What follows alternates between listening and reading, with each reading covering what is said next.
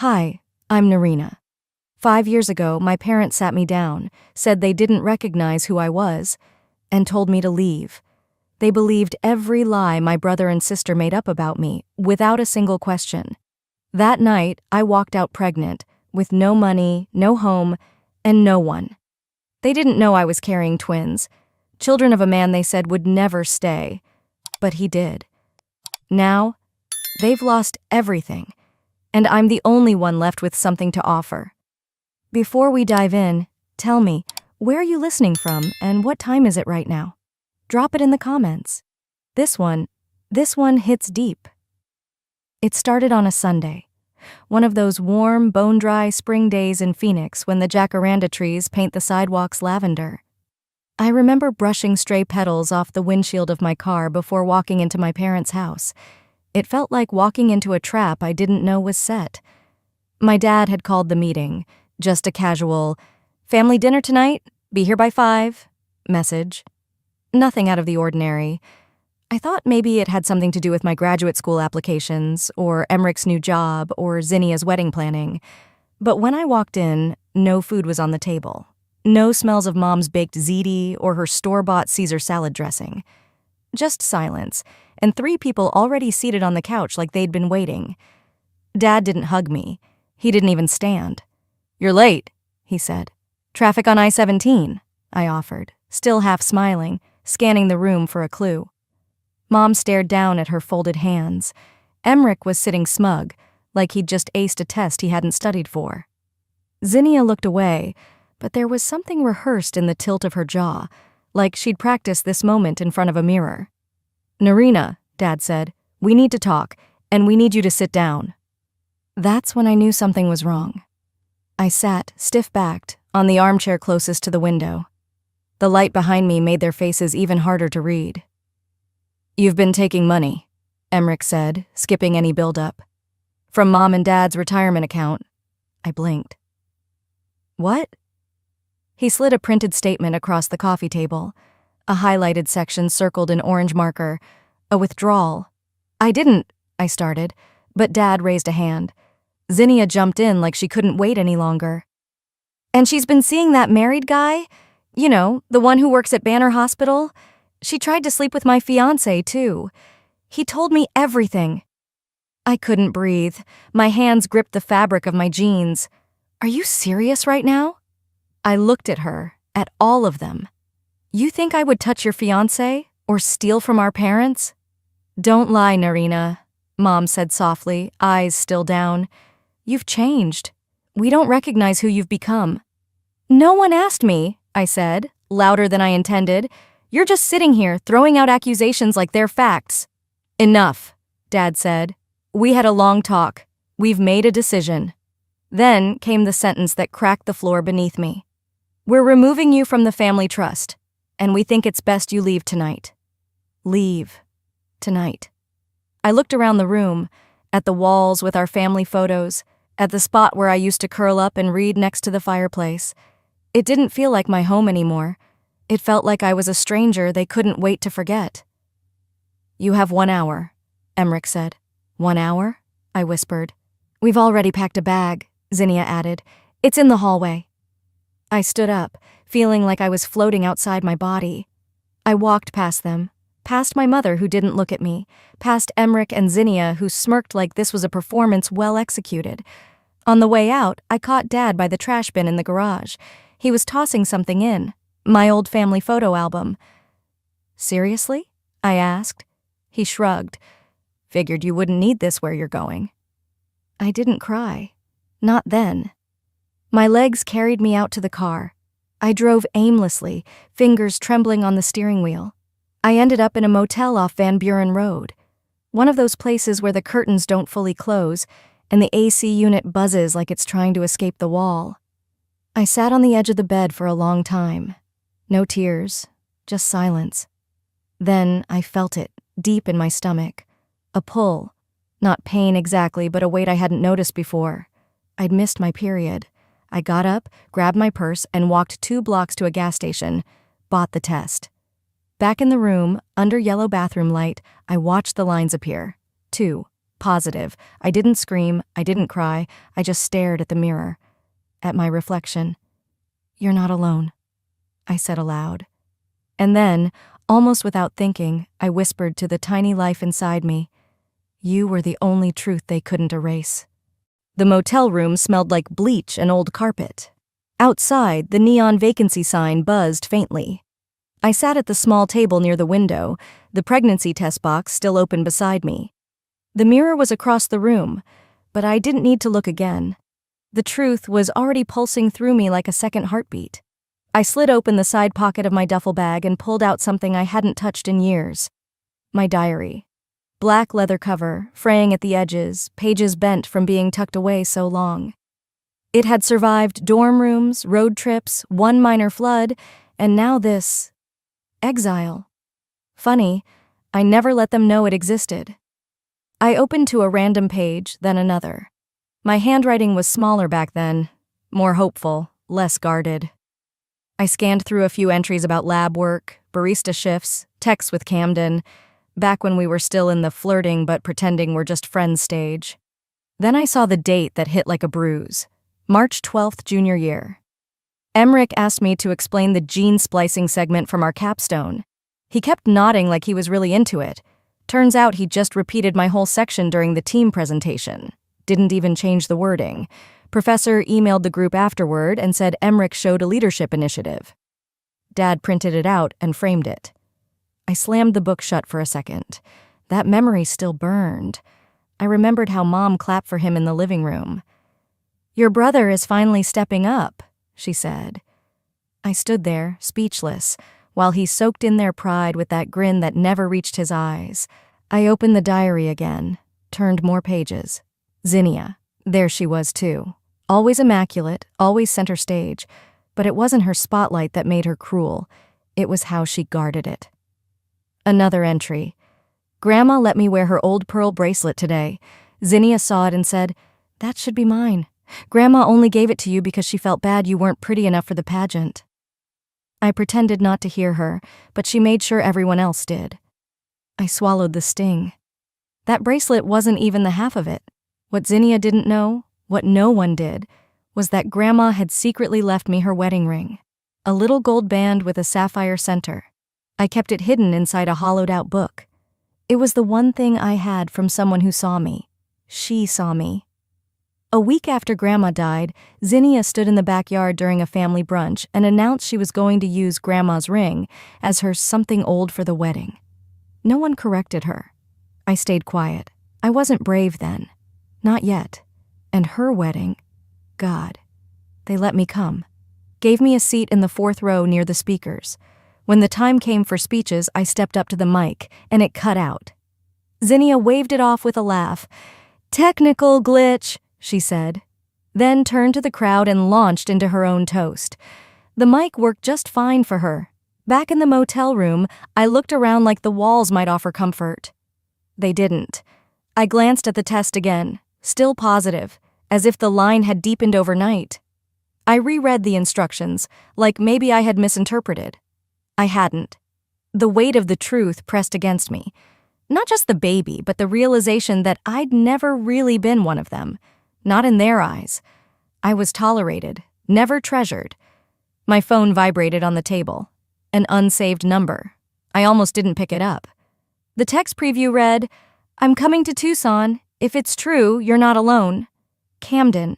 I didn't even tell him. Not yet. But somehow, he knew. Or maybe he'd always sensed it. And for the first time since I was thrown out, something inside me stopped trembling. The man who still looked at me. Kindly. I didn't know how long I stood there after reading Camden's message, just staring at the screen like it might change. The motel room felt too small for the shift happening in my chest. The window was cracked open a few inches, letting in dry Arizona air and the distant hum of traffic. The silence around me was thick, but I wasn't entirely alone anymore. There was a knock. It wasn't loud, just a steady, familiar rhythm. I froze with my phone still in hand. Then I crossed the room and opened the door. He looked the same, but also like he'd been through something of his own.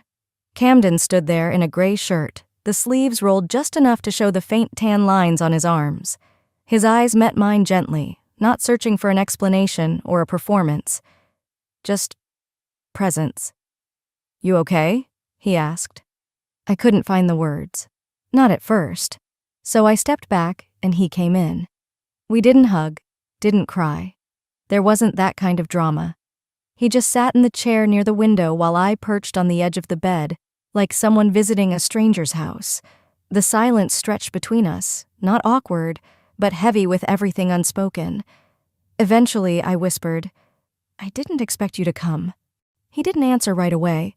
Instead, he glanced at the small table by the bed, where the pregnancy test still sat next to an empty water bottle. He didn't point, didn't question, just said, "Want to get out of here for a bit?" I nodded. We drove in his truck, an older Ford, the kind that vibrates just enough to make conversation easy to postpone.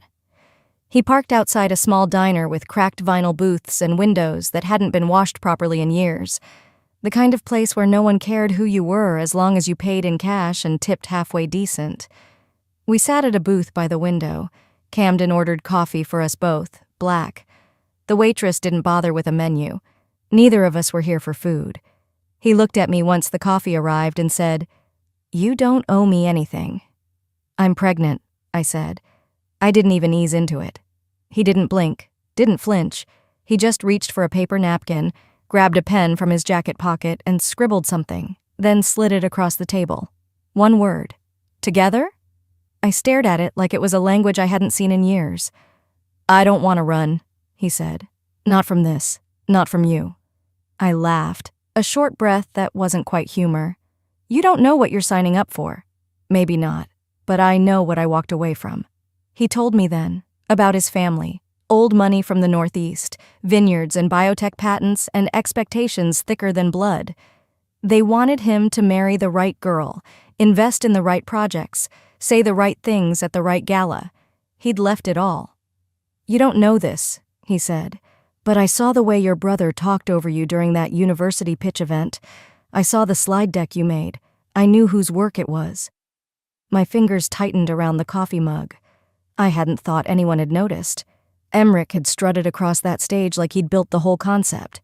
My name wasn't even in the footnotes. "He took the credit because he knew they'd believe him more than you," Camden said. I looked out the window. A teenage boy in a hoodie crossed the parking lot, skateboard in one hand, headphones around his neck. The world was still spinning. Life was still moving, even after everything had come apart. "Zinnia used to tell people I was the weird one," I said, almost smiling. "She used to say I was Grandma's favorite because I liked books more than parties." "She resented your closeness with her?" "She resented that I didn't need her approval to breathe." He nodded. We talked for nearly an hour. No interruptions, no performances, just truth, told plainly between sips of bad coffee. I told him about the trust being rewritten, about the accusations, about the hour I was given to leave, and the photo album that landed in the trash.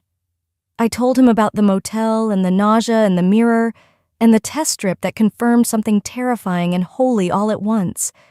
I didn't cry. I couldn't. I'd cried all I had to cry before I even called the front desk for extra towels. When we left the diner, the sun had started its slow descent toward the west. The air had cooled, but the sidewalk still radiated heat. We walked past the edge of the lot, where the pavement gave way to desert brush, cacti, tall and stoic, like silent witnesses. He didn't rush the silence. He let it stretch. Then he reached for my hand. "I'm not asking you to forgive them," he said, "but I'd like to help you build something better." I didn't answer, but I didn't pull away either. I looked down at my stomach, then up at the sky, open and endless. The next morning, I sat up slowly on the pull-out couch, sunlight slipping through the blinds of Camden's apartment. It wasn't a luxurious place. 2 rooms, bare walls, a coffee maker that grumbled louder than it brewed, but it was the first space in weeks where I'd woken up without flinching. No yelling, no glares, no walls closing in. I swung my legs over the edge and sat for a minute, letting my hands rest on the soft rise of my belly. Still small, still hidden to the world, but not to me. On Camden's little kitchen counter was a note. "Went to pick up more coffee, don't leave without breakfast." I smiled, just barely, then turned on my phone. Dozens of unread notifications blinked at me from apps I should have deleted weeks ago. My sister's Instagram, another party, another fake smile. My brother tagging himself at our parents' house with the caption, "Sundays are for family." I hadn't even realized it was Sunday. I opened my contacts. My thumb hovered for a beat too long before tapping, "Delete contact. Are you sure?" Yes, I deleted all of them, one by one. Emmerich, Zinnia, Mom, Dad, even the ones that just said, home. I didn't want reminders of a place that had thrown me out like rotted leftovers. I stopped checking their social media, logged out, not out of spite, out of self-preservation. I wasn't erasing them to hurt anyone. I was erasing them so I could finally see myself clearly again. That afternoon, I called a women's clinic under a different name, Elena Mason. It wasn't the first name I'd thought of, but it came easily. Elena sounded like someone no one would be looking for, someone no one had erased. I paid in cash, sat in the waiting room between a teenager chewing her sleeve and a woman my mother's age who looked like she hadn't eaten since Thursday. The nurse didn't ask many questions, just took my vitals, scheduled a follow-up, and handed me a printout about prenatal nutrition with a smile that didn't feel rehearsed. No family insurance, no emergency contact. Just me, a clipboard, and the silent promise that I would figure this out. I wasn't just carrying a child, I was carrying a future that no one else would shape this time. Later that week, I spent hours at the downtown library in Phoenix. Not the glamorous part with coffee shops and murals, the older wing, where the computers still whirred and every desk wobbled just slightly to the left. I researched grant programs, legal frameworks, basic startup structures. I didn't know what I was doing, not completely, but I knew what I wanted, to build a biotech company based on the thesis that Emmerich had once pitched as his own. This time my name would be on every page. Camden never hovered. He didn't offer to fix things. He just made sure I ate, brought me backup pens, and sometimes sat in the corner reading quietly while I worked. We didn't talk about his family, not really. But one evening, over takeout and soft jazz playing from his phone, he said, "They tried to build me in their image. I'd rather help someone build something real." That night, we made a quiet pact. No going back, no calling them, no hoping they'd come around. I think that's what love looks like sometimes. Not grand gestures, just knowing when to stay out of someone's way and still be nearby. I filed for the LLC under the name Saul Line Bio. It was simple. It stood for Saul as in son and line, like lineage, only now the line would begin with me. 3 days later, my phone buzzed. It was a voicemail from a number I didn't recognize. I pressed play, my breath already catching, more from reflex than fear. My mother's voice came through, clipped and cold. "If you're still alive somewhere, stay gone. Zinnia's pregnant now. We don't need your drama." That was it. No greeting, no goodbye. I didn't cry. I saved the voicemail and filed it under a folder labeled Proof. Not for legal use, just to remind myself.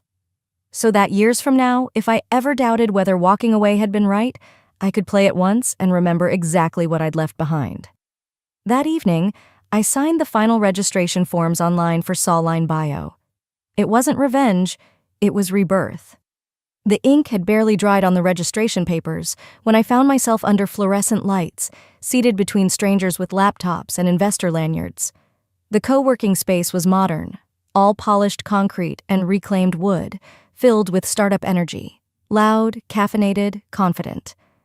I didn't quite belong, not yet, but I showed up anyway. I'd borrowed a navy dress that still fit around my belly and brushed my hair back in a low bun, hoping the quiet force behind my words would speak louder than the shape of my body. The pitch went fine, sharp, clear, rehearsed. I'd practiced in the mirror, in my sleep, in the bathroom stalls between bouts of nausea. I'd written and rewritten every line of the product roadmap. My numbers weren't just good, they were airtight, but it only took one sentence to flatten everything. An older man, slick gray hair, tailored blazer, advisor tag clipped neatly to his collar, tilted his head after I finished speaking. Then, with a smile that didn't reach his eyes, he said, "Impressive resume." But we've already had our fill of single pregnant founders trying to prove a point. The room didn't laugh. It didn't need to. No one defended me either. I nodded once, too tightly, and walked out. Outside, the Arizona sun had softened into gold, but my lungs burned from the inside. I didn't let myself cry. Not yet. I pressed my hand over the place just beneath my ribs, the place where a second heartbeat lived, and told myself, keep walking. I made it as far as the bus stop before the nausea won. Bent over near a trash can, I retched until my throat was raw. Someone behind me, a woman in a stiff blouse and judgmental perfume, clicked her tongue and muttered, "Girls like that shouldn't breed." She didn't say it to me. She didn't have to. I found the nearest coffee shop, slipped into the restroom, and locked the stall. The cold of the toilet's water tank was the only solid thing to lean against. I didn't sob. It was worse than that. Silent tears, so still I barely noticed until I tasted salt. My hands shook as I reached into my wallet. Hidden behind a card I never used was the photo I kept for no reason I could explain. Me and Grandma Junia at Zinnia's wedding. We were both laughing, caught mid-smile. I'd worn a teal dress that day. She'd worn lavender.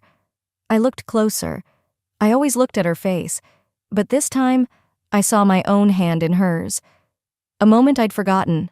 Her palm tucked something into mine. A ring. Not just any ring. Hers. The one she wore when she married Granddad. The one she told me would be mine someday because you see people for who they are, not what they want from you. But at the will reading, it was Zinnia who showed up wearing it, smug as ever. Grandma said it belonged to the first daughter to marry, she'd announced, and no one questioned her. No one looked at me. I never said anything. I'd let the lie live, because back then, I still thought keeping the peace meant keeping the family. I folded the photo and tucked it back into my wallet like it was armor. When I stepped back outside, the sky was orange-mauve, the streetlights flickering to life one by one. I walked without a destination, letting the city carry me forward. By the time I reached the quieter part of downtown, I found a bench near a dry fountain. I sat, opened my notebook, and wrote. Not to my parents, not to Emmerich or Zinnia. I wrote to the people I hadn't met yet, the ones who might back Soulline Bio. I told them about the science, yes, but I also told them about the kind of founder I was becoming. You won't find someone more relentless, I wrote, than a woman who built everything after being told she was nothing. I didn't sign it with flair, just my name, Narina Sloan.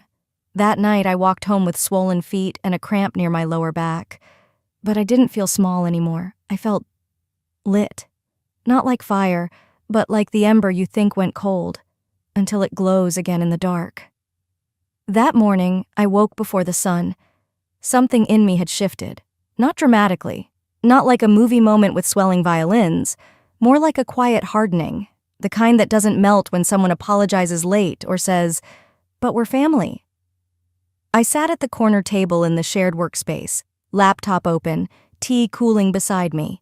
I adjusted the font on my pitch deck again, not because it needed it, but because I wanted it to feel intentional, deliberate. Every slide told two stories, the science and the survivor. When I added the final line, founded by Narina Sloan, PhD, in progress, because being erased doesn't mean you disappear. I didn't hesitate to click save. That evening, the virtual startup showcase kicked off. 100 hopeful founders in boxes on a screen, dozens of muted judges. Camden sat just outside my frame, not offering help, just steady presence. I waited my turn. When my face filled the main window and I began presenting, I didn't lead with trauma. I led with data, precise, forward-thinking, clean. Then I told the why. I built this not in spite of what I lost, but because of it. Slide by slide, I mapped out a vision for the kind of biotech product that could quietly change women's lives, low-cost early hormone detection for underserved clinics. The chat pinged. Reactions, questions. Then one judge leaned forward. He looked barely older than me, sharp suit, sharper smile. "Wait," he said. "Sloan? As in Zinnia Sloan, from the Phoenix Gala Foundation?" My jaw didn't clench. I didn't blink. "No," I said evenly. "I don't have a sister." The silence lasted just long enough. Then the chat erupted. Whoa, did she just… Damn. Camden's text arrived a beat later. That was a mic drop moment. I closed the call 5 minutes later with a polite nod and a thank you. Later that night, we ordered cheap pad thai and ate it straight from the cartons on the balcony of our shared place. The city lights shimmered like they always do when you're a little tired and a little proud. Then Camden shifted beside me. There's something I need to tell you, he said. I set down my fork. My mother.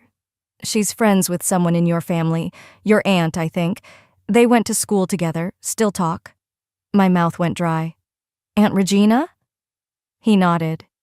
She's the one who told my mom about the mess with you, back before I knew any of this. And you didn't think to mention that? I didn't want to lose you. It was a stupid answer. Honest, maybe, but still stupid. I didn't raise my voice. I just stood up, took a breath, and said, no lies. No alliances with ghosts from my past. If I move forward, it's clean. He didn't defend himself. He just nodded, pulled out his phone, and one by one, deleted every contact tied to that part of his world. I watched him do it. Then I sat back down. The next afternoon, my inbox pinged. A subject line. Initial funding saw line bio. It wasn't $1 million. It was $25,000. But it was from someone who'd watched the pitch and wrote, your conviction is unforgettable. I'd bet on that kind of clarity. I stared at the email until it blurred. Not from tears, just disbelief. Then I printed the check, walked to the rooftop of the co-working space, and let the dry Phoenix wind slap my cheeks awake. Below, glowing off the side of a building, a billboard flickered. Zinnia's face smiled beside a slogan about women's empowerment and charitable futures. It was a lie. Just another image she wore better than truth. I folded the check in half, slid it into my blazer pocket, and whispered, you can't erase what I've built just because you screamed louder first. By the time my company had a name, I no longer needed theirs. Phoenix Biotech wasn't flashy. It wasn't the kind of name you bragged about at a gala. But it was mine. Every single part of it had been built on ground I scraped with my own hands. And that morning, I zipped up my blazer over my growing belly and stepped out into the sunlit morning, not as someone's daughter, not as someone's sister, but as a founder. The Regional Medical Innovations Conference was being held at a swanky downtown hotel, the kind with marbled floors and triple-shot lattes that cost more than a lunch. Camden parked a few blocks down so I could walk in alone. It wasn't about dramatics. It was about reclaiming the space my name had once been erased from. But nothing prepared me for what I saw.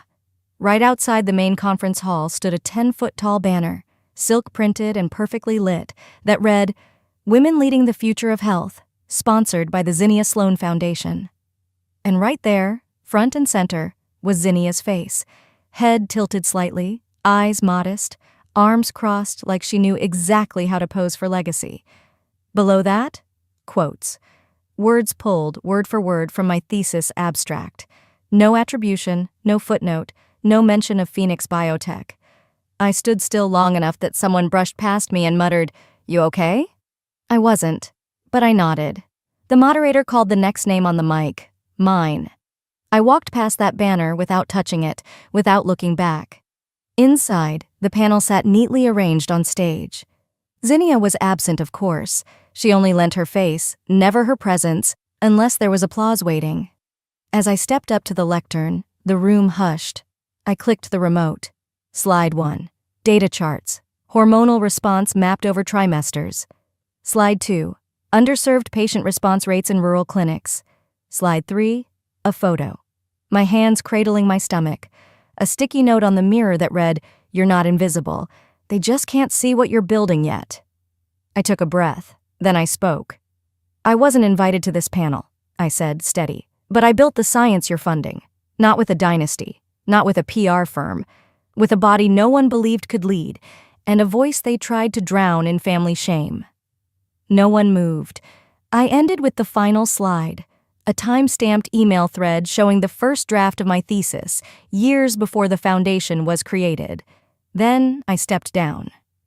Camden met me at the foot of the stage, phone in hand. He'd been recording, already uploading, already captioned, "The right twin built it." The tag caught like dry brush fire. My inbox began to fill before I even reached the parking garage. We made it to the car just as the sun dipped low, that kind of gold that makes everything feel warm even when your stomach is turning. Until I saw the windshield, spray paint in red, "Backstabber, Trash Mom, Shame to the Name." I stood there, not stunned, just still. Camden rushed forward, cursing under his breath, but I walked calmly to the driver's side. There, under the windshield wiper, was an envelope with my name in perfect cursive. Inside, a cease and desist letter, accusing me of defamation, demanding takedown of all posts, threatening to sue. At the bottom, Zinnia's signature. Camden's face flushed with fury. "Do you want me to call the police?" I didn't answer. I reached into my bag and pulled out a folder, thicker than hers, heavier. Inside, screenshots of time-stamped research files, email threads with advisors, grant receipts, statements from lab assistants, copies of old mentorship logs, all with her name falsely attached to my work.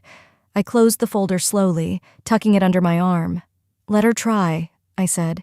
"Let her swing first." I turned to Camden and smiled, soft but sharp, because I brought the fire this time.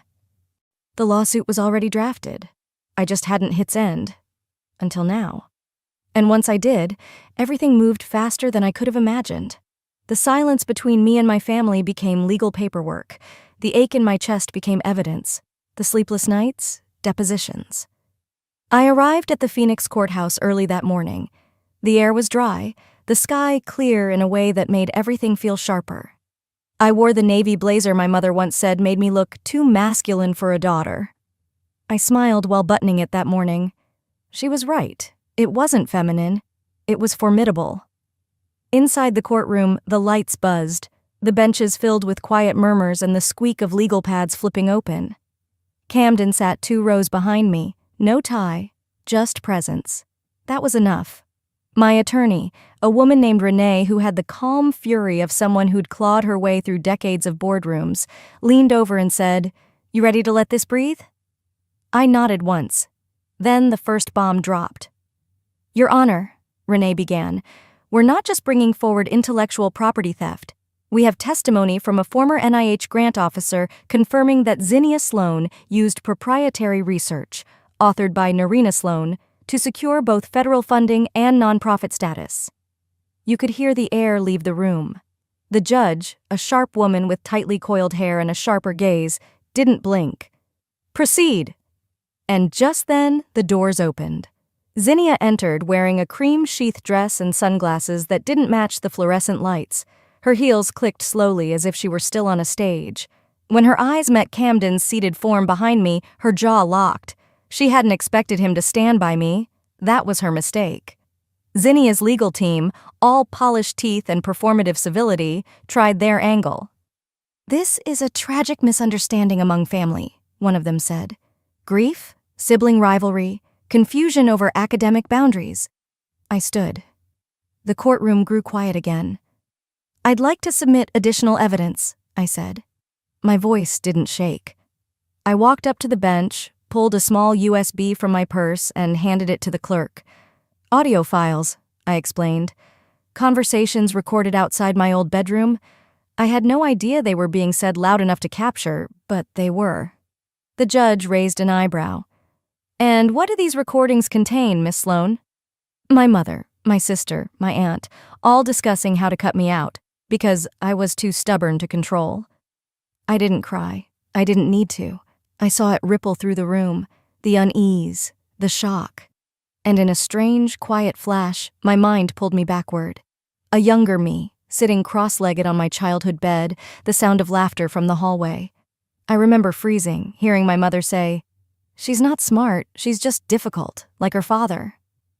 That night, I'd curled into the smallest shape I could manage. But here, in this room, I stood tall. The judge took a long breath and nodded to the bailiff. "We'll recess to review the submitted recordings. In the meantime, I am granting a temporary injunction. Miss Zinnia Sloan is barred from representing or financially benefiting from any material related to Phoenix Biotech, its subsidiaries, or any derivative works tied to the plaintiff's graduate research." There it was. Not an applause, not cheers, just silence, which in court is as loud as justice gets. As the crowd filed out, Zinnia looked around for someone, anyone, to walk out with her. Our parents sat on the opposite side of the room. My father looked down at his folded hands. My mother stared blankly ahead. They didn't move. Zinnia stood there, alone in a sea of whispers and camera flashes. Reporters surged toward me as I stepped into the sunlight outside. Microphones, lenses, questions. One voice broke through, sharp and clear. "Miss Sloan, is there anything you'd like to say to your family?" I paused just long enough for the hush to spread again. Then I said, "No, I already did. In court." I didn't go home to celebrate. I went back to the lab, with my children asleep beside me. The space smelled faintly of ethanol and fresh paper. The overhead lights were dimmed, save for the desk lamp by the culture station. Leo and Leora lay curled in matching blankets I kept tucked under my bench, their soft breaths rising in rhythm. One tiny foot had escaped, dangling over the edge of a cushion. I gently nudged it back under the quilt and kissed the crown of Leora's head. Their presence grounded me more than any court ruling ever could. My phone buzzed softly on the counter. A name I hadn't seen in years flashed across the screen. Dad. I hesitated, then tapped the email open. Subject, none. Hope you're proud. Zinnia is gone. We're alone now. No apology, no explanation. Just that line, like a stone thrown into a well and never waited on for the splash. I locked the screen and turned away. Instead of answering, I picked up the pipette and slid on a fresh pair of gloves. There was a compound waiting, one I'd been refining for months. A synthetic protein derivative I'd been researching for ovarian cancer. My mother never got the chance to fight long. The diagnosis had come too late, and the silence between us made the clock move faster than it already did.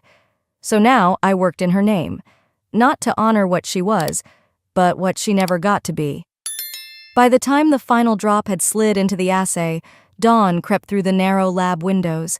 I looked at my children once more, still fast asleep, and I whispered, "We're okay now, all three of us." The sun warmed the soil under my nails as I dug. Camden was in the background, installing a small wooden swing from the pergola beam.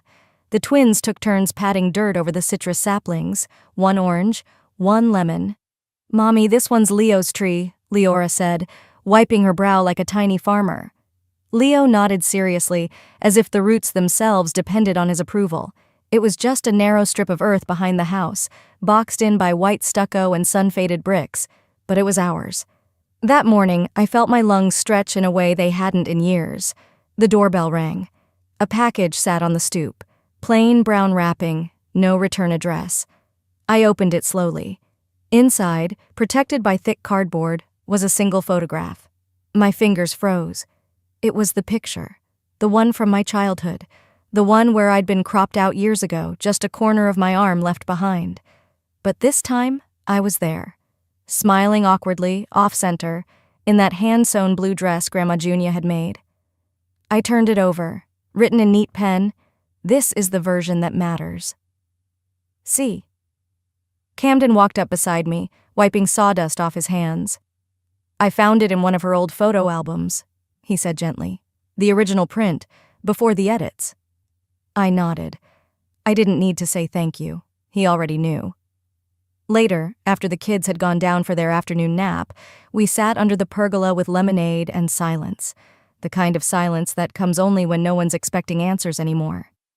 Camden looked over and asked, "Are you okay now?" I didn't answer right away. I looked at the small grove we'd started, the way the swing creaked slightly in the breeze, the tiny shoe Leora had left by the planter. Then I looked down at my hands, stronger than before, lined from work, still stained faintly from the lab. Finally I said, "I'm not just okay. I'm exactly who I was meant to be." Camden reached for my hand but didn't grip it tightly, just rested his fingers over mine, like a quiet agreement. The twins burst out the door minutes later, chasing a butterfly, their laughter